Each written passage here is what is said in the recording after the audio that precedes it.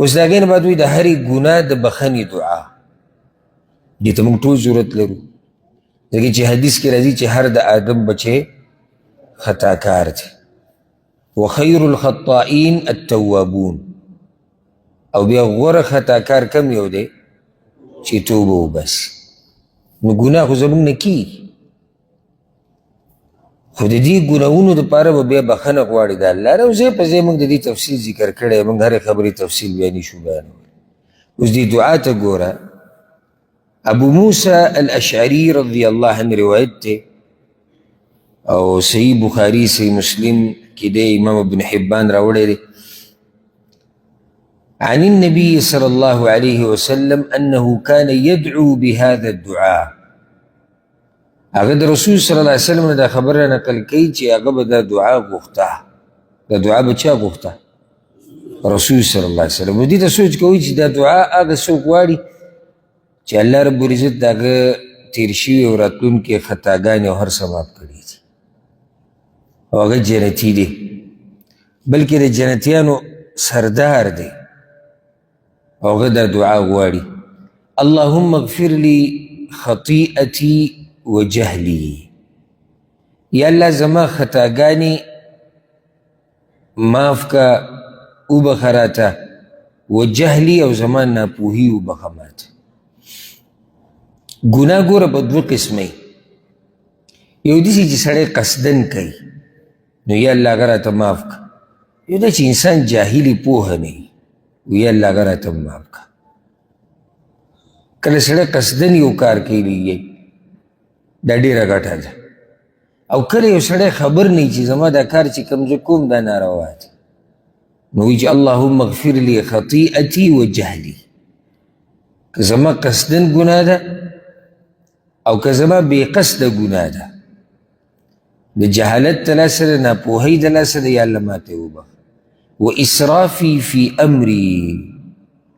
او زما په خپلو معاملاتو او کارونو کې زیاتې ماته معاف که زیاتې کول څه ته وایي چې ته پکې د شریعت د پولو نه واوړې په څه کې زیاتې نو فی امری زما په هر کار کې هر څه کې چې زما نه زیاتې شوی دی او زه پکې د شریعت د حدودو نه اورېدلی یم او د الله د پولو نه تېروتلی یم نو یا الله ماته د هغې بخښنه وکړه وما انت اعلم به مني او هغه څه راته وبخه چې تا ته معلوم دي زما نه ته مې ښه پوهېږي بلکې موږ ته خپل ګناهونه او خپل زیاتي دومره نه دي معلوم څومره چې الله رب العزت ته معلوم دي نو ځکه یا الله هغه څه چې تا ته معلوم دي هغه وبخه په دې کې ټوله خبره دننه راغله څه چې تا ته معلوم دي زما په باره کې یا الله هغه ماته ټول وبخه اللهم اغفر لي جدي وهزلي یا الله زما شعوري ګناه وبخه او مذاقي ګناه وبخه کله ګناه سړی په مذاق کې کوي نه نه جوي دا خو مذاق و ګوره مذاق کې به ته ګناه کې دا یي بعض تاسو به لیدلي ته ورته لکه دا کار دی غلط نه نه ماسې ګپ لګوه په ګپ کې ته الله نافرماني کې هسې ګوره د مور پلار سړی څومره قدر کوي او حالانکې دا مور پلار صحیح دی چې ډېر غټ خلک دي خو بیا هم مخلوق دی ته په ګپ شپ کې د دې مور پلار بې ادبي کولی شي چې ما ګپ لګو زه خو هسې ټوغې مې کول ټایم پاسۍ مې کو نه نو بیا ته د خالق بې ادبي او نافرماني په ګپ شپ کې څنګه کې او بله دا چې زموږ سره نورې خبرې ختمې شوې صرف ګپ شپ اوس په دې لګو چې د الله نافرماني به کوو یا ګناهونه به کوو بعض لطیفې جوړې په دین پورې مسخرې کې بعض د خلکو د خاندولو پورې دپاره دا ووایي یو عالم دا ووایي او جومات داسې شو او جنت کې دا و او جهنم کې دا و ریاض بالله قصدن عمدن په دین پورې مسخرې کول ګوره کفر دی قصدن عمدن په دین پورې مسخرې کول کفر دی خو د الله دین دی دا اوس ګپ خو نه دی چې ته ترې مسخرې جوړې ته ترې لطیفې جوړې بعض وایي دا دروغ چې ما وایي دا مې په څه کې ووایي ګپ شپ کې ولې په ګپ شپ کې دروغ ویل جایز دي دروغ حرام دي که هغه ته به ګپ شپ کې وي او که هغه ته په قصد او ارادې سره وي او په عامو حالاتو کې وي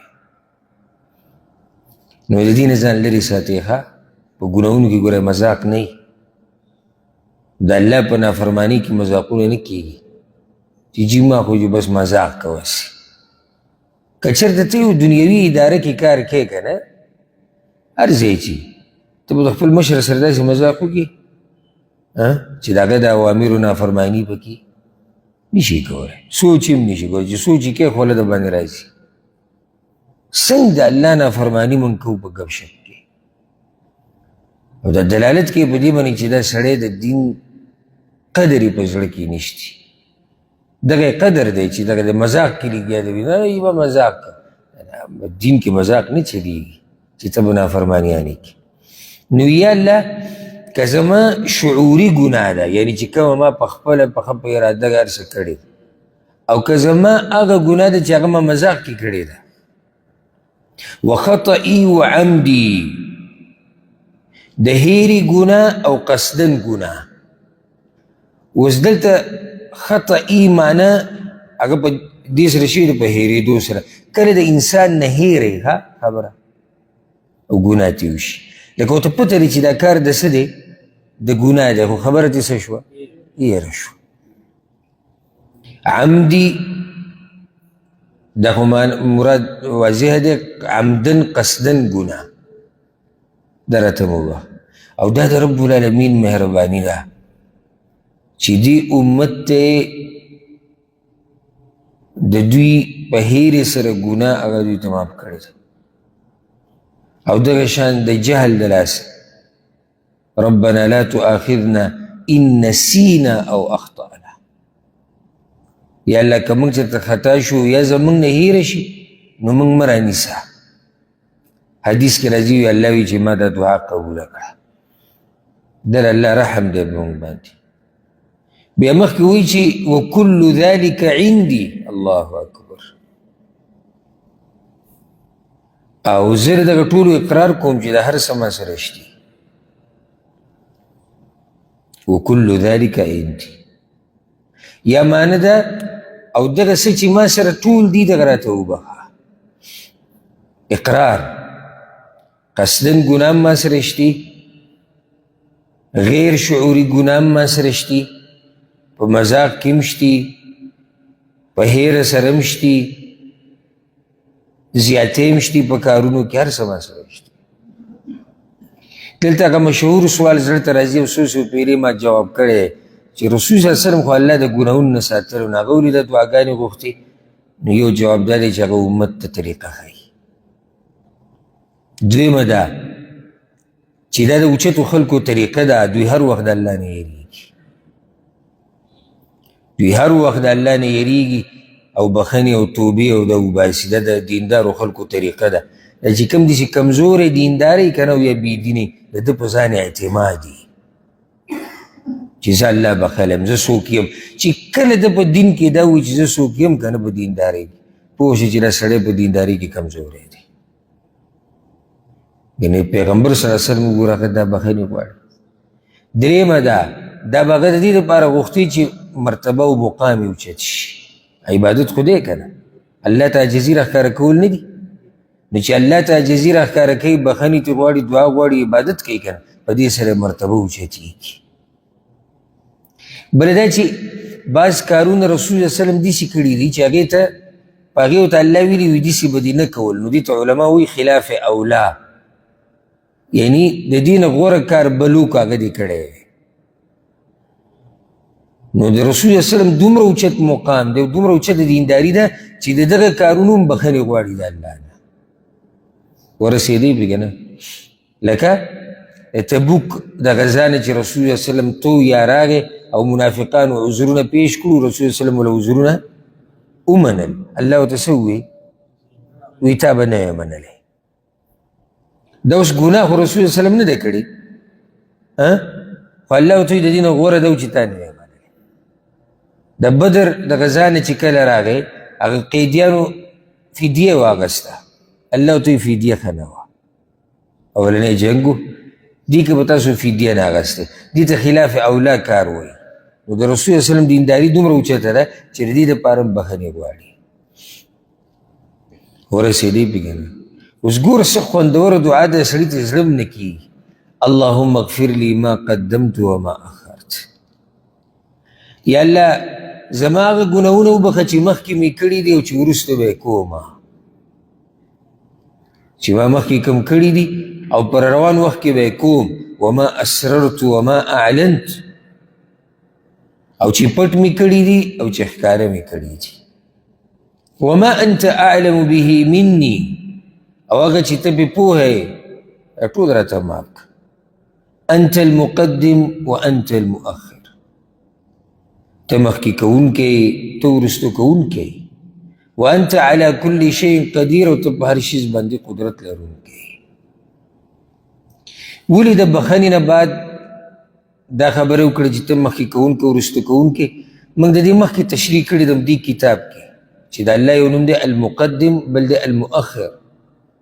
د دې څه مطلب دی؟ د الله په نومونو کې موږ د دې تفصیل وضاحت کړی. نو ګورې چې کله الله رب العزت ستا ګناهونه وبخلو که نو ته یې مخکې کړي جنت ته،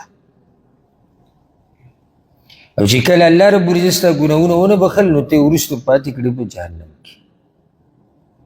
یو معنی دا ده. دلته دغه مطلب دی چې یا الله ته مخکې کوونکی او ته وروسته کوونکی. دغه شان دې توبې ته ته د هغه وخته پورې نشي مخکې کېدی چې څو پورې الله نه یې مخکې کړي، او د توبې نه چې شاته پاتې شوم الله به دې پاتې کوي.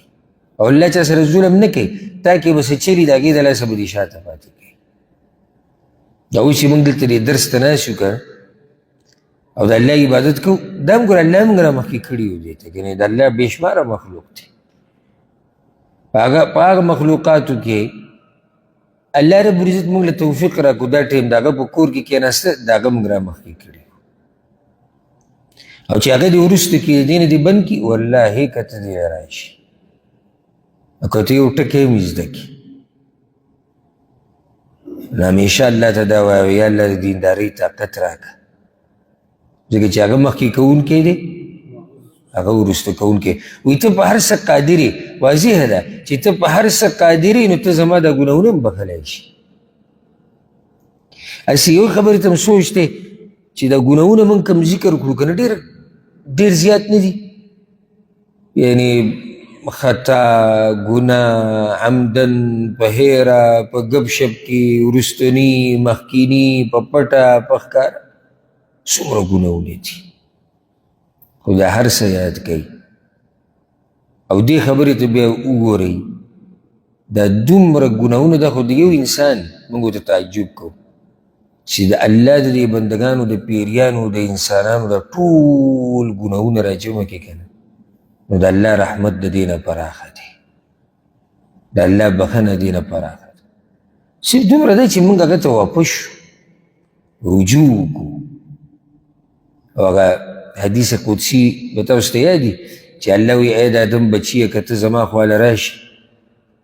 او د ځمکې د ډکوالي په اندازه ګناهونه راوړې که نه، او ما سره دې شرک نه یې کړی، نو زه به حقه د ځمکې د ډکوالي په اندازه تا ته بخښنه وکړم. د الله رحمت پراخه دی، خو د هغه چا دپاره چې څوک الله ته واپس شي او دینداري کوي. الله ګوره په زور او چا توبې نه وباسي، ګوره دا د الله طریقه نه ده، دا خبره یاده کړئ. الله په زور چا ته هدایت نه کوي، لکه یو سړی هدایت نه غواړي نو دا د الله طریقه نه ده چې هدایت ورته وکړي. یو سړی جومات ته راننوتل نه غواړي نو دا د الله طریقه نه ده چې په زور یې جومات ته رادننه کړي. او چې یو سړی هدایت غواړي اسباب یې لټوي نو دا د الله طریقه نه ده چې د هدایت نه محرومه پاتې کړي. ورسېدی پې که نه، وجه دا ده چې د دنیا د امتحان ځای دی، نو که چېرته الله په زور زبردستي چا ته هدایت کوي نو بیا خو د امتحان هغه مقصد پوره نه شو. اگر یو سړی لګیا دی په خپل کوشش او محنت دی چې ما ته هدایت نصیب شي، الله ورته ورکړو، هغه بل هدایت نه غواړي او الله ورله په زور هدایت ورکړي، دا خو دواړه به یو شان شو. نو الله ګوره مهربانه دی، خو په هغه چا مهربانه دی توبې وله قبلې ګناهونه وله بخي چې څوک ورته واپس شي څوک توجه ورکړي د هغه دین ته د هغې نه بعد وایي ښه په دې کې کومه ګناه که پاتې چې تاسو یې رایاده کړئ کومه ګناه پکې پاتې یو هم پاتې نه شو او چې دا دعا سره الله نه غواړي او یو پیر الله ستا په ژوند کې دا دعا قبوله کړي یو پیر ځه نو هلته تا پکې دا هم ویلي دي چې اللهم اغفر لي ما قدمت وما اخر څه چې به وروسته کوم هغه راته م وبخه ګناهونه دې وبخلی شو نو که ته لږ ځان ستړی کړې او دا دعا یاده کړې او بیا دې خپل قیمتي وخت نه یو څو سیکنډه د الله دپاره ورکړي او دا دعاګانې وغواړي نو اگر که زموږ به یو څو سیکنډه لګي د هغې به خیر دی لږه ګزاره به وکړو خو دا دی چې ګټه ډېره زیاته ده لکه چې مونږ سبحان الله مونږ د دیندارۍ وخت حسابول شروع کړي دي تاسو زما به خبره کې ونه رسېدی مونږ د عبادت وخت حسابول هم شروع کړي زه به درځم لمونځ به کوم خو څومره وخت به لګي وخت راته راول نه ووایه زه به پلانې عبادت کوم خو دې کې به څه کېږي څومره وخت به لګي اوس دا معامله ده او دنیا مبارکه موږ سوچ نه کوو چې دا وخت څنګه روان دی او څومره وخت موږ تېر